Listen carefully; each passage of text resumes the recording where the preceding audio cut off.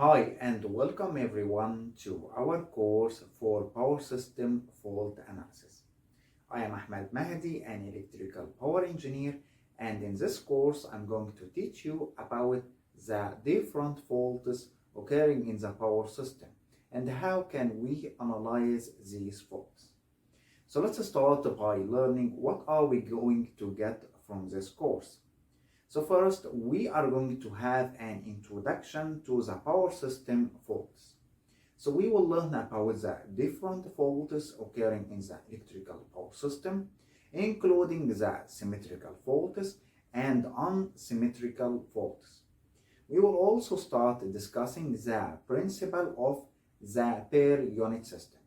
So you will always hear a common word, which is the per unit system. So we'll always hear we have voltage of 1 per unit or we have a power of 1 per unit. So what does this even mean? So in this part of the course, we will talk about the per unit system and its definition.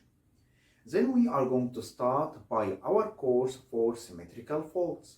So we will talk about the symmetrical faults. We will have in them many solved examples.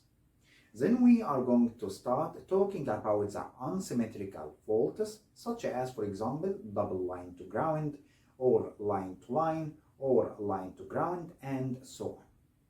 So here in this part, we will get many solved examples on it. Not only this, but you will have an additional course, which is our course for ETAP. It is used to simulate the different electric circuits or simulate the electrical power system.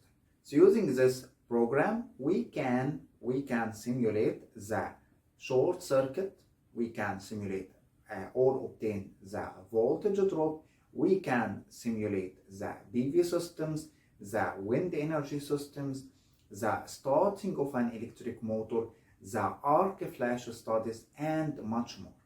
So this course alone is a very important course for electrical engineers.